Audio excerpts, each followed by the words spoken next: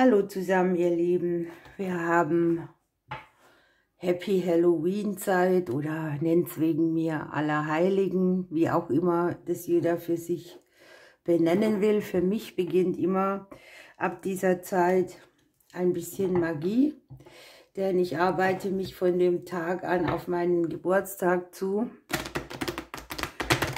Und ab meinem Geburtstag beginne ich immer mit den Jahreslegungen.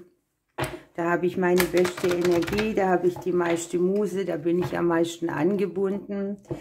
Und ich kann die Jahreslegungen leider in der Öffentlichkeit nicht mehr anbieten, weil nur noch meine Stammkunden davon profitieren. Oder auch mein Memberbereich. Ne? Also ich muss da schon ein bisschen gucken, dass ich mich auch nicht übernehme. Das hat sehr viel Qualität und Aussagekraft und soll keine Massenware sein. Deshalb kann ich es dieses Jahr bloß reduziert anbieten. Ja, ich freue mich auf die Zeit, die jetzt vor uns liegt. Und wir gucken mal, was die magische Zeit, die jetzt kommt, so mitbringt an Themen. Was öffnet sich uns, was geht weg, was braucht Aufmerksamkeit, was nicht. Okay, das ist ja mal spannend. Wir manifestieren zu dieser Zeit hier eine neue Liebe. Es kann sein, dass Amors Pfeil dich trifft oder dass die Liebe wieder ein anderes Gewicht kriegt. Möglicherweise öffnest du dich auch für einen bestimmten Partner wieder. Du hast dich sehr geklärt im Innern, dir viele Gedanken gemacht, wo Antworten herkommen könnten. Vielleicht auch eine Zeit des geistigen Rückzuges.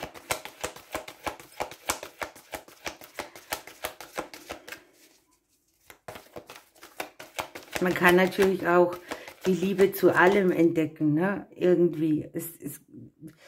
Der eine entdeckt vielleicht die Liebe zu einem Hobby, der andere die Liebe zu einem Menschen.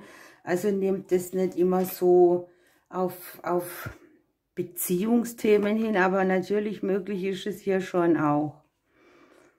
Ja, wir wünschen uns jetzt mal langsam Ernte. Ne?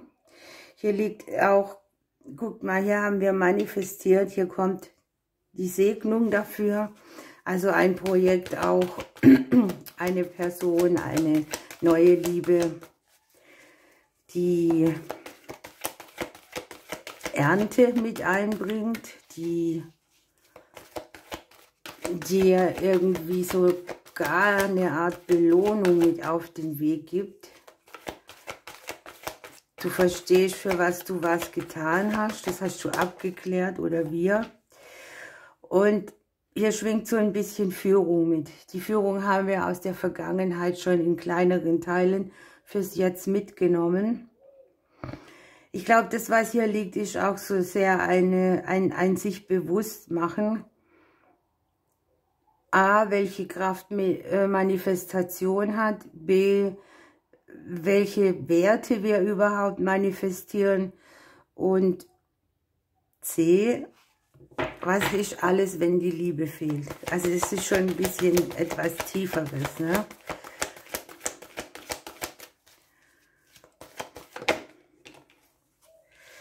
Hier soll man sich konzentrieren, stärkeren Fokus auf die Dinge legen. Hier speziell auch wieder auf die Konzentration auf die Manifestation von Dingen, die wir mit Liebe machen. Und hier kommt auch Unterstützung auf allen Ebenen mit, ne? Segnende Unterstützung vom Universum, von Menschen wahrscheinlich, die wir sehr mögen. Man fühlt sich hier auch direkt unterstützt. Also es gibt so eine Art, da weiß man, dass man verbunden ist und trotzdem fehlt einem was. Und ich glaube, das ist hier gemeint, dass wir uns darauf hinarbeiten. Wow, guckt mal, der Schutzengel fällt noch mit raus. Also hier entsteht eine Zeit, in der viel wieder mit Liebe gedeiht, wo man Liebe empfängt, wo geschützte Bereiche auch spürbar sind. Hier kommt wahrscheinlich auch Unterstützung von einer Art und Weise, die wir uns nicht vorstellen. Also das ist nichts, was wir schon auf dem Schirm haben, sondern da kommt irgendwas, wo wir jetzt damit nicht rechnen, was sehr segnend auf uns wirkt. Die Zeit ist so, dass wir sehr viel auf unsere Hoffnungen und Ängste gucken. Wir kriegen Infos über die Träume. Es ist auch eine Zeit des Innegehens. Wir haben die Meditation, die Träume, die stillen Zeiten sozusagen.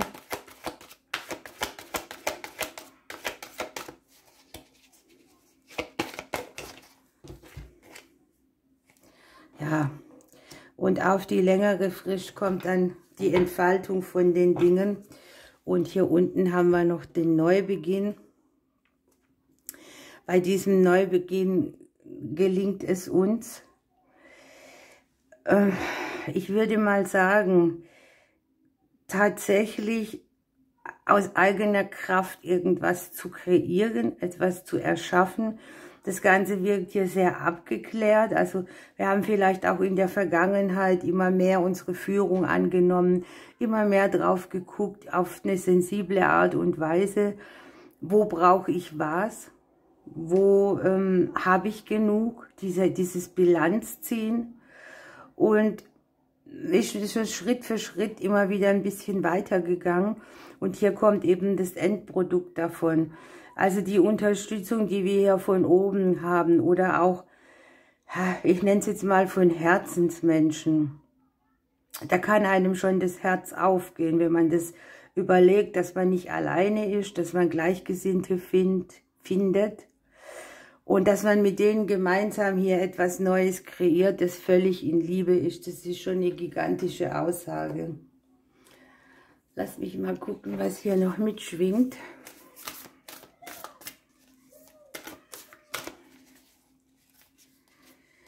Na, da kommt keine.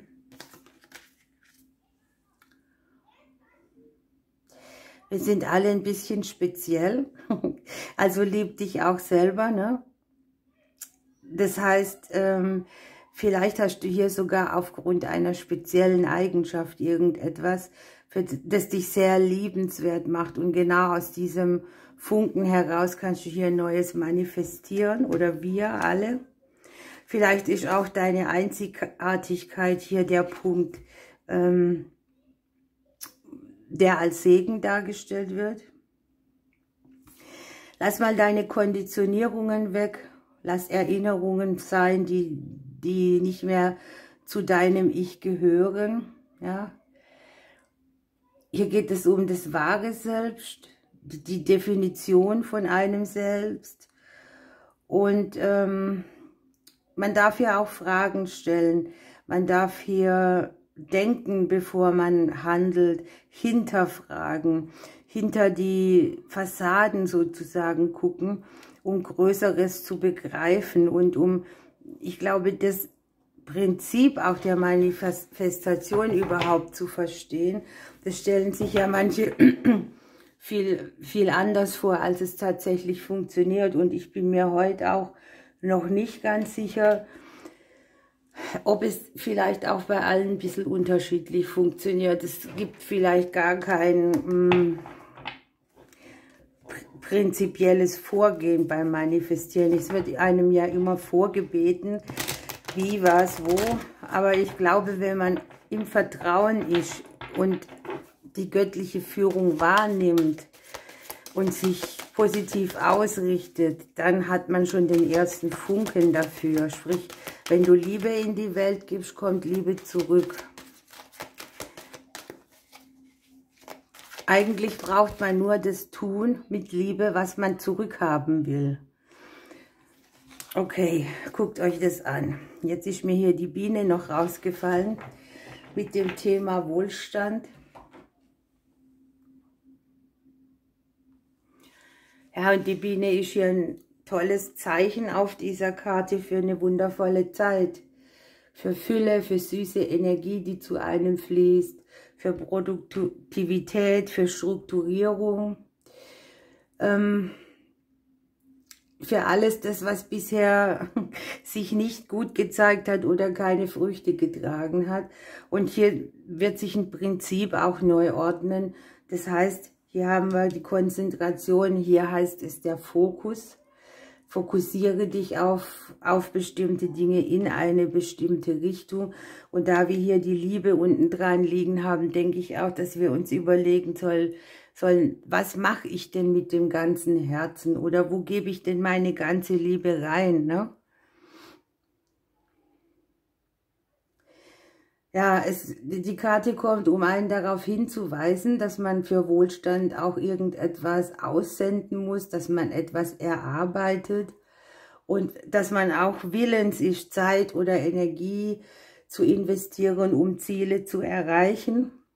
Alles, was du mit Liebe machst, ist sowieso deiner Bestimmung sehr nahe und dann auch weniger anstrengend, wie wenn du jetzt irgendwie nur etwas tust, um ja, stupide etwas zu erreichen und du hast keine Lust dabei oder du spürst die Liebe dazu nicht, dann wird sich das nicht auszahlen. Hier ist es auch speziell, denn Bienen arbeiten ja auch im Volk oder miteinander. Und hier darf man ruhig auch mal überlegen, welche Energien von anderen mit einem selbst schwingen. Wo geht man vielleicht Partnerschaften oder gemeinsam Dinge an? Durch mehrere Menschen. Wo geht man Partnerschaften ein, mit denen sich gemeinsam etwas entfalten kann? Und die Biene steht auch fürs Fleißigsein, ne? Sie muss mit hohem Fleiß ihr Einkommen sozusagen anschleppen. Aber der Honig wird ja auch in vielen Legenden mit Gold verknüpft. Also was wirklich von Wert ist sozusagen, ne? Es geht speziell auch darum, dass wir daran glauben, dass wir es verdient haben, dass unsere Ziele wie goldene Wirklichkeit werden. Okay, dann würde ich sagen, wir nehmen noch ein Krafttier und dann lassen wir das ruhen. Sehr spannend, wenn man überlegt, dass ich am Anfang gefragt habe, was bringt die Zeit jetzt mit ab dem 31. Und es geht ja auch vielen ein neues Bewusstsein auf mit dem Luchs. Man zieht Bilanz, man guckt sich an, was man hat, was man nicht hat. Es wartet auch ein bisschen Arbeit auf einen, also da rein investieren, manifestieren. Und es geht auch darum, dass man, wenn es irgendwo schwierig wird, dass man das nicht immer auf sich selbst bezieht, sondern auch als Lernstunde, um sich neu auszuloten. Wenn der Luchs kommt, kommen tatsächlich auch große Veränderungen und der nächste Schritt steht kurz bevor. Dahinter steckt auch, dass man mit sich selber ins Reine kommen soll. Das hatten wir hier schon mit dem Konditionieren. Wo ist dein wirkliches Ich? Wo sind wir noch überdeckt? Wo hat etwas noch Aufräumarbeit nötig? Und ja, diese Energien sind auch so, dass sich bestimmte Blockaden entwickelt haben, weil man, ich würde sagen, etwas nicht zu Ende manifestiert hat, ne? Also weil man etwas hat schleifen lassen oder man hat sich nicht genug darum bemüht und jetzt merkt man so langsam, man muss sich neu ausrichten, damit man diese Blockade überwindet, damit man entrümpelt. Alles, was auch die Energie stocken lässt. Und es bringt auch nichts, sich selbst nicht anzugucken oder nicht hinter die Fassade zu blicken oder die Dinge den anderen Menschen zuzuschieben. Weil hier hast du genug im Inneren den Platz und den Spielraum für die Selbsterkenntnis. Und du kriegst mit dem Luchs auch Ausdauer, gutes Gespür, den richtigen Riecher sozusagen für den weiteren Weg. Ja, du darfst dann mehr in deiner Mitte ruhen und immer das tun, was im Moment zu tun ist. Okay, ihr Lieben, das ist sehr speziell gewesen und doch sehr aussagekräftig. Ich wünsche euch schöne Allerheiligen, den anderen ein Happy Halloween. Ich drücke euch und bis bald.